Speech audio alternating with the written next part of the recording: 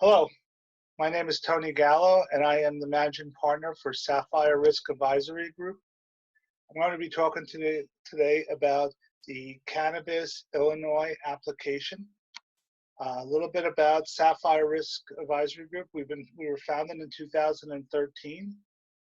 We are a cannabis security consulting firm, and the reason I put that there is the difference between what we do and what other companies do is we are actually a consulting firm. We do not sell any products such as video alarms or access control devices or guard agencies.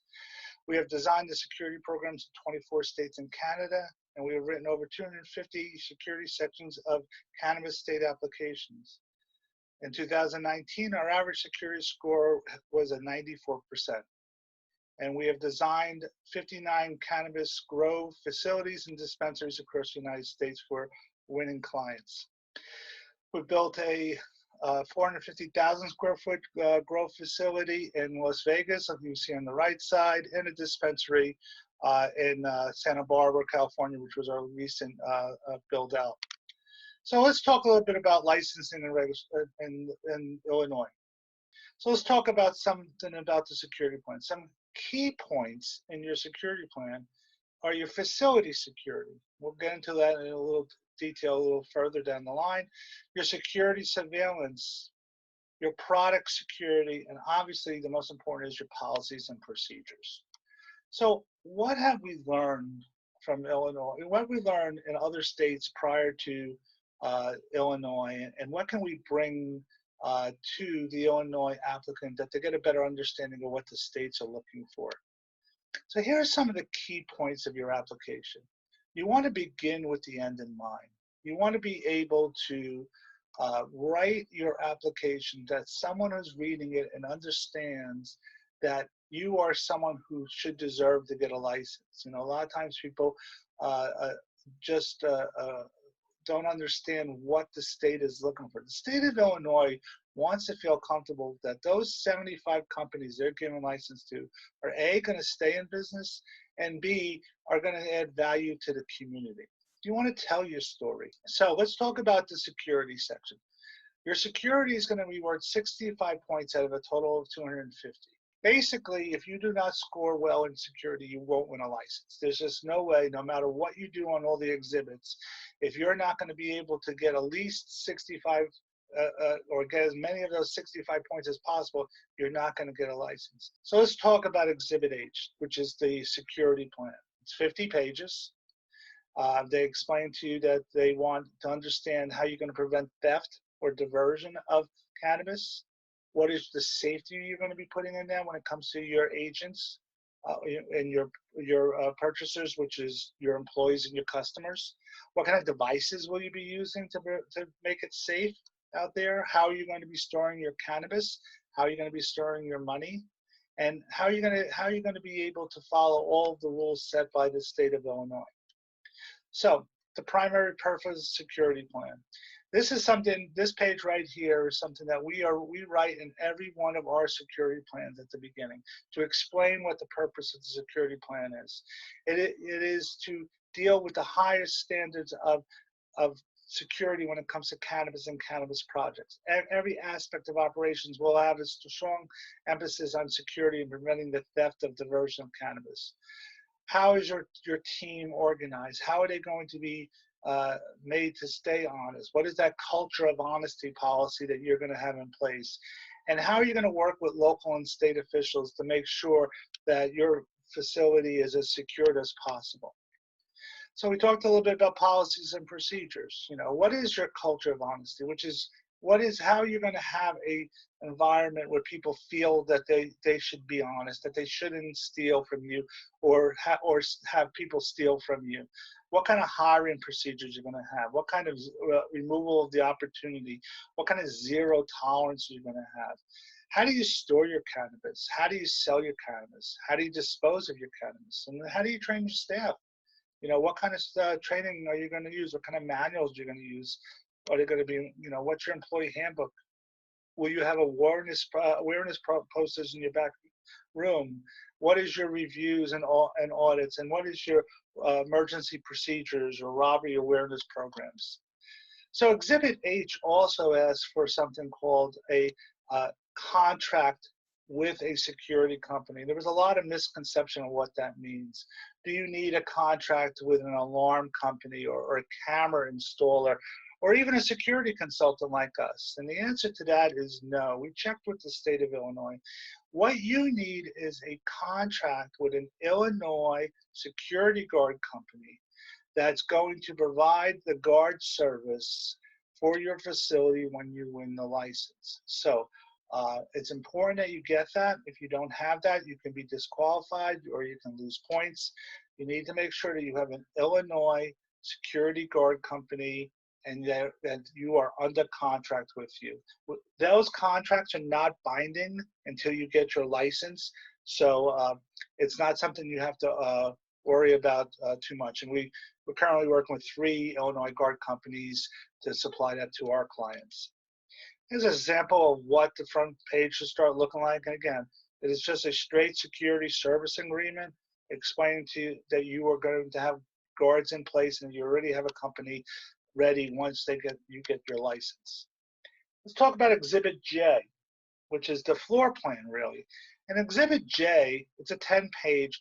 Really what they're looking for is the state of Illinois wants to understand that you understand how a dispensary should look, and you also understand how the floor plan of that when it comes to security should look. The state of Illinois is not requiring you to have a building at the time you apply.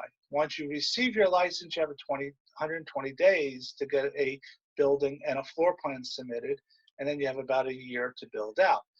But you still have to provide them a dispensary floor plan with the security on it. So in Exhibit J, there are 19 questions that are being asked that you need to make sure you sit down and when you look through your security floor plan, that you are able to check off all of those 19. Some of the questions are, when it comes to the floor plan design, the square footage, description of the equipment, that it has its ADA in compliance, that there's an Environmental Barrier Act understanding. So let's look at some of those 19 points. They're looking for layouts and square footage of each room, which means, like I said with the blue shirt analogy, you need to put the square footage in each room that you are labeling. If it says the security office, it needs to say 120 feet, or the dispensary area, or the common area, or the vault area. The location and detail of any signage that's required by law needs to be explained.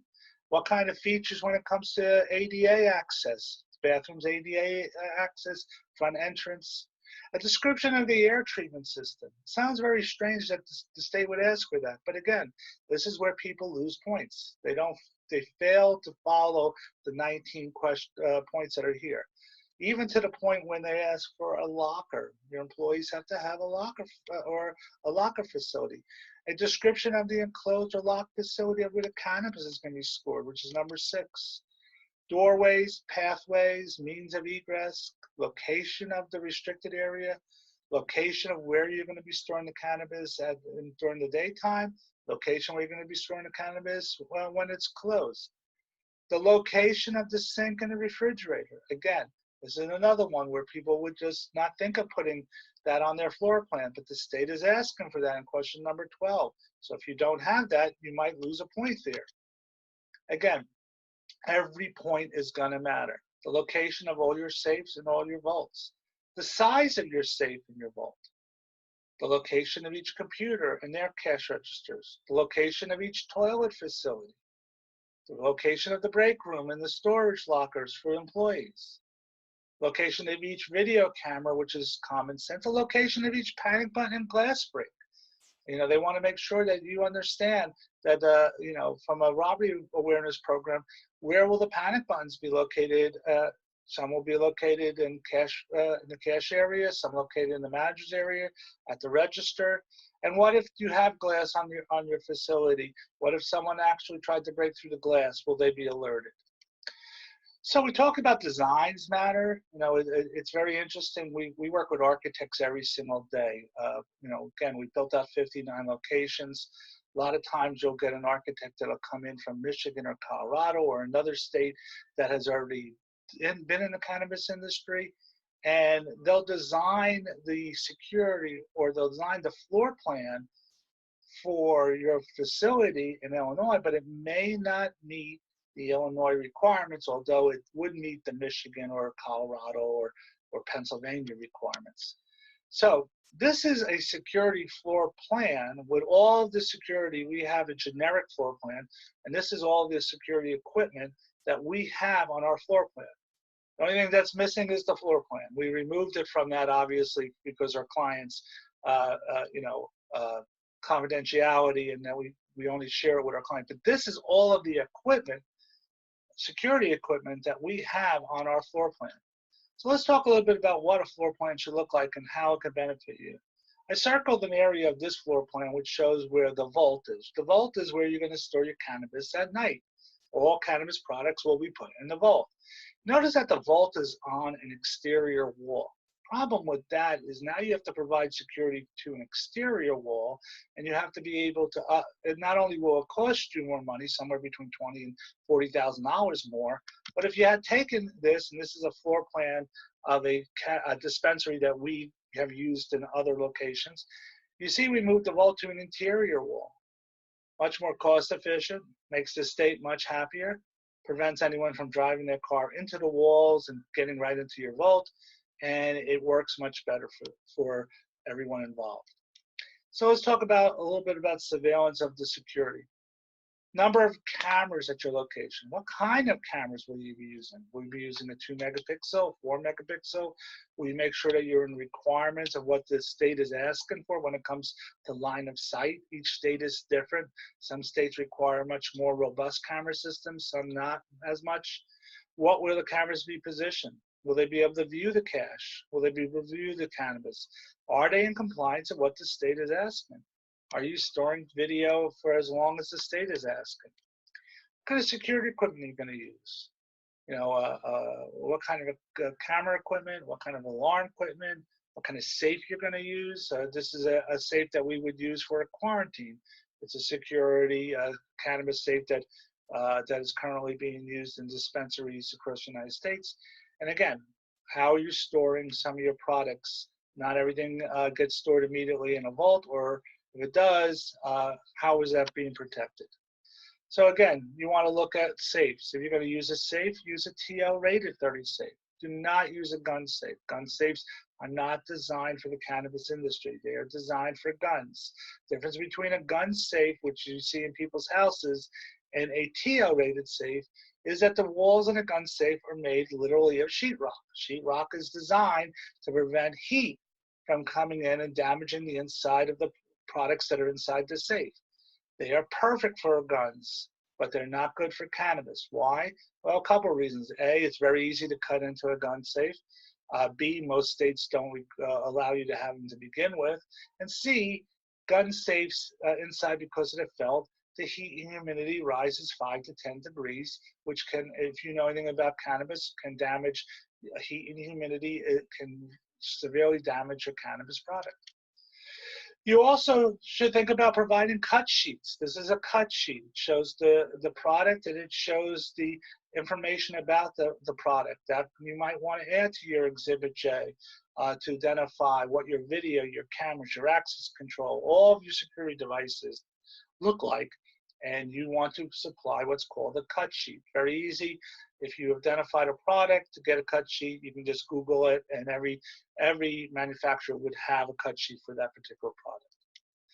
So I know I went over a lot. I know it was a very short period of time. If there's any questions, I'm going to give you a number that you can reach out and talk to us about. We're very active in Illinois right now. We love working with our clients. We hope that a lot of them are going to be very successful in this. But you need to, your final thoughts are your security plan is a major part of your application. It is your application in Illinois. If you feel that you can get away with not having a very, very robust security plan, Exhibit H and Exhibit J, you're just not going to win. That's the bottom line. You might as well just save your money. A well-defined plan needs to be in your business, and it needs to continue to stay in your business. Not just a state of mind, not just a task. It has to be in your business. And once you win your license, you'll see it's even more prevalent that you have that security plan.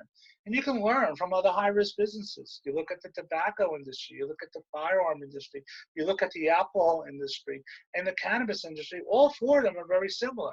They sell a product that society does not want to get out on the street if stolen.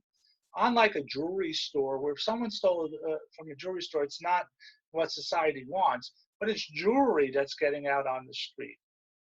Unlike tobacco, firearms, alcohol, you do not want those to get out on the street, and you can learn from those industries.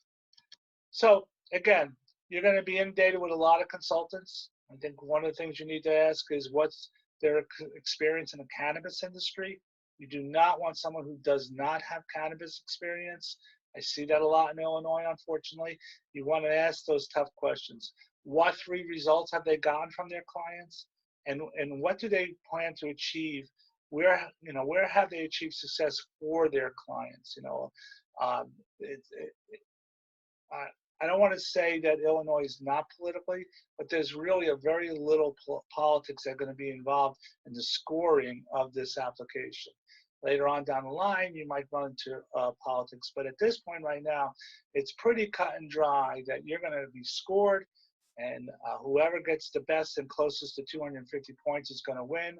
We're projecting that the first 75 licenses will probably be north of a high 238, somewhere in that vicinity, score, or above. There'll be 75 licenses, people who obtain licenses. So you really need to be looking for, how am I going to score around a 238 or above to be eligible to get a license?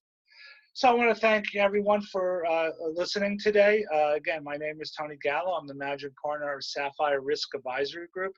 You can reach me at tgallo@sapphirerisk.com or call me directly at 214-845-6838. It's a great industry. I want to wish everyone the best of luck, and I look forward to being there when you're ready to start building out your facilities.